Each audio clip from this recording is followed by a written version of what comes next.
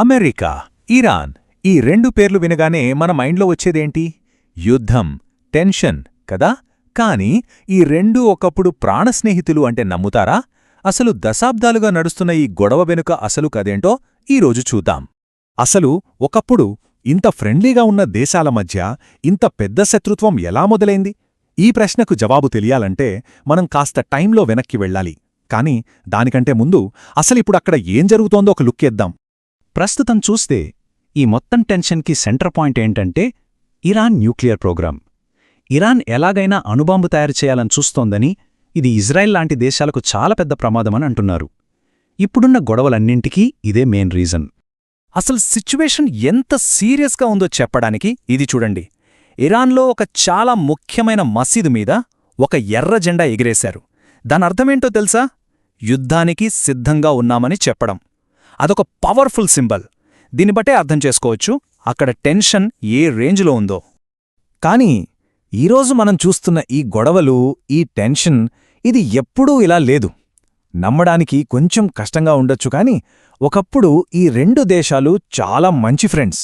మరి ఆ ఫ్రెండ్షిప్ ఎలా శత్రుత్వంగా మారిపోయిందో చూద్దాం. ఈ మార్పు ఎంత పెద్దదో చూడండి.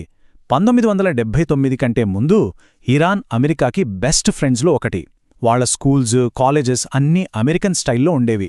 కల్చర్ కూడా చాలా మోడర్న్గా, వెస్టర్న్గా ఉండేది. కానీ 1979 తర్వాత సీన్ మొత్తం రివర్స్. ఇరాన్ అమెరికాకి బద్ద శత్రుగా మారిపోయింది. కఠినమైన ఇస్లామిక్ రూల్స్లోకి వెళ్ళిపోయింది. అయితే ఇంత మంచి ఫ్రెండ్షిప్ ఎలా పాడైపోయింది? 1979 ఈ ఇయర్ అన్నింటికీ టర్నింగ్ పాయింట్. ఆ ఒక్క సంవత్సరంలో జరిగిన ఒకే ఒక్క సంఘటన అమెరికా ఇరాన్ రిలేషన్ను పూర్తిగా ఎప్పటికీ మార్చేసింది. అదే ఇస్లామిక్ విప్లవం. ఒక దేశాన్ని మార్చాలంటే ముందు దాని కల్చర్ను మార్చాలి. ఈ మాటలు వింటే చాలు అయతోల్లా ఖుమేనీ ఆలోచనలు ఎలా ఉండేవో అర్థమవుతుంది. ఆయన మెయిన్ గోల్ ఏంటంటే ఇరాన్ నుంచి వెస్టర్న్ కల్చర్ మొత్తాన్ని తీసేసి మళ్లీ పక్కా ఇస్లామిక్ కల్చర్ని తీసుకురావడమే. ఈ మొత్తం మార్పుకి కారణమైన వ్యక్తి ఈయనే, అయతోల్లా ఖుమేనీ. అప్పట్లో అమెరికా సపోర్ట్తో ఉన్న షా అనే రాజు పరిపాలిస్తుండేవాడు. అతని పాలన మీద ప్రజల్లో చాలా కోపం ఉండేది. వెస్టర్న్ కల్చర్ అంటే పడని వాళ్ళు కూడా చాలామంది ఉన్నారు. ఖుమేనీ సరిగ్గా దీన్నే వాడుకున్నారు. వేరే దేశంలో ఉంటూ తిరిగి ఇరాన్ వచ్చి దేశ భవిష్యత్తునే పూర్తిగా మార్చేశారు. ఈ విప్లవం తర్వాత జరిగిన ఒక ఇన్సిడెంట్ ఈ రెండు దేశాల మధ్య శత్రుత్వాన్ని పర్మనెంట్ చేసేసింది. అదే అమెరికన్ ఎంబసీ మీద అటాక్, ఆ తర్వాత జరిగిన హాస్టేజ్ క్రైసిస్. అప్పుడు ఏం జరిగిందంటే కొంతమంది ఇరానియన్ స్టూడెంట్స్ టెహ్రాన్లోనే అమెరికన్ ఎంబసీలోకి దూసుకెళ్లి సుమారు 250 మంది అమెరికన్లను బందీలుగా పట్టుకున్నారు. వాళ్లను కాపాడటానికి అమెరికా ఒక సీక్రెట్ మిలిటరీ ఆపరేషన్ ప్లాన్ చేసింది. కానీ బ్యాడ్ లక్, ఎడారిలో పెద్ద ఇసుక తుఫాన్ రావడంతో ఆ మిషన్ ఫెయిల్ అయింది. ఇది అమెరికా పరువుని ప్రపంచవ్యాప్తంగా తీసేసింది. ఆ బందీలను ఒక్కరోజు 2 రోజులు కాదు, ఏకంగా 2 సంవత్సరాల పాటు పట్టుకున్నారు. ఆలోచించండి, ఇది అమెరికాను ఎంత బలహీనంగా మార్చేసిందంటే చివరికి వాళ్లే దిగివచ్చి చర్చలు జరపాల్సొచ్చింది. సో ఇక్కడ మనం అర్థం చేసుకోవాల్సిందేంటంటే ఈ హాస్టేజ్ క్రైసిస్ అనేది ఏదో అప్పటికప్పుడు జరిగిపోయిన గొడవ కాదు. అది రెండు దేశాల మధ్య తరతరాలుగా పోని ఒక పెద్ద అపనమ్మకాన్ని క్రియేట్ చేసింది. ఆ రోజు మొదలైన శత్రుత్వం ఈ రోజుకి కంటిన్యూ అవుతూనే ఉంది.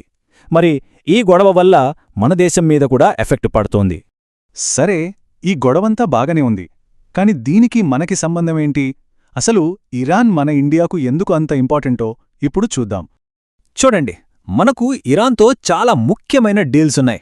ఫస్ట్, వాళ్ల దగ్గర్నుంచి మనకు పెట్రోల్ చాలా చీప్గా దొరుకుతుంది.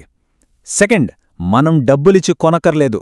మన దగ్గరున్న వస్తువులిచ్చి వాళ్ల దగ్గర్నుంచి ఆయిల్ తీసుకునే ఒక స్పెషల్ అరేంజ్మెంట్ ఉంది. ఇది మన ఎకనామీకి సూపర్ హెల్ప్ అవుతుంది. అన్నిటికన్నా ముఖ్యంగా మనం పాకిస్తాన్తో సంబంధం లేకుండా సెంట్రల్ ఆసియాకి, యూరప్కి వెళ్లాలంటే ఇరాన్ ఒకటే మనకున్న దారి. ఈ వస్తువులిచ్చి ఆయిల్ తీసుకోవడం అనేది చాలా సింపుల్. ఎలాగంటే ఒక రైతు షాప్కి వెళ్లి బట్టలు కొని డబ్బులకి బదులుగా తన పొలంలో పండిన కూరగాయలిస్తాడు గదా, ఇక్కడ కూడా అంతే. మనం ఇరాన్కు డబ్బులు కట్టక్కర్లేదు, మన వస్తువులిస్తే చాలు. దీనివల్ల ఇద్దరికీ మంచిదే. ఈ చార్ట్ చూడండి, ఒక సింపుల్ పాయింట్ చెప్తుంది. ఆయిల్ మార్కెట్లో ఇరాన్ ఉండటం వల్ల కాంపిటీషన్ ఉంటుంది. దానివల్ల సౌదీ అరేబియా లాంటి దేశాలు రేట్లు ఇష్టమొచ్చినట్టు పెంచలేవు. ఒకవేళ ఇరాన్ గనక మార్కెట్లో లేకపోతే మిగతా దేశాలు రేట్లు ఆకాశానికి పెంచేస్తాయి. సో కాంపిటీషన్ ఉంటేనే మనలాంటి వాళ్లకు రేట్లు తక్కువగా ఉంటాయి.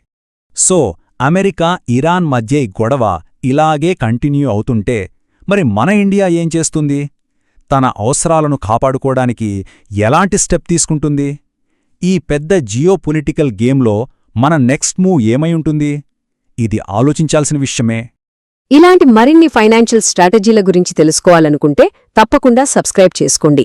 ఈ సమాచారం స్నేహితులకు కూడా హెల్ప్ అవుతుందనుకుంటే వాళ్ళతో షేర్ చేయండి. ఆర్థిక ప్రయాణంలో ఇదొక మంచి స్ఫూర్తినిస్తుందని ఆశిస్తున్నాం.